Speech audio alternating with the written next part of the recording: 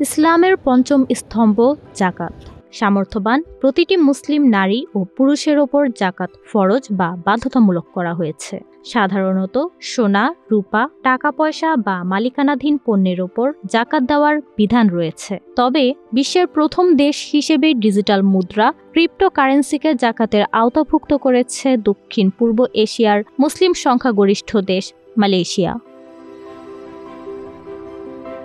মঙ্গলবার রাজধানী কুয়ালালামপুরে এক সংবাদ সম্মেলনে এ তথ্য জানান মালয়েশিয়ার ইসলামী সংস্থা the federal territories Islamic religious কাউন্সিলের অঙ্গ সংগঠন জাকাত কালেকশন সেন্টারের প্রধান নির্বাহী দাতুক আব্দুল হাকিম আমির ওসমান। তিনি বলেন, মালয়েশিয়ায় ক্রিপ্টোকারেন্সি একটি বিকাশমান খাত। বর্তমানে দেশটির মোট বিনিয়োগকারীর ৫৪.২% এ খাতের। এই বিনিয়োগকারীদের অধিকাংশেরই বয়স ১৮ থেকে ৩৪ বছরের মধ্যে।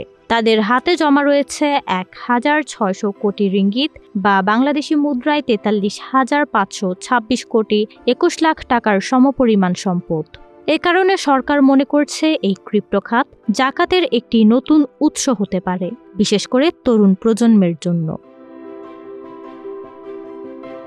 সম্প্রতি ফেডারেল টেরিটরিজ ইসলামিক রিলিজিয়াস কাউন্সিলের ১৩৪তম সেশনে ডিজিটাল কারেন্সিকে ব্যবসাযোগ্য পণ্য হিসেবে স্বীকৃতি দেওয়া হয়েছে উল্লেখ করে দাতুক আব্দুল হাকিম আরও বলেন, এখন ডিজিটালাইজেশনের যুগ। অর্থনীতি যেহেতু ডিজিটাল হচ্ছে, আমাদেরও পরিবর্তিত পরিস্থিতির সঙ্গে খাপ খাইয়ে নিতে হবে।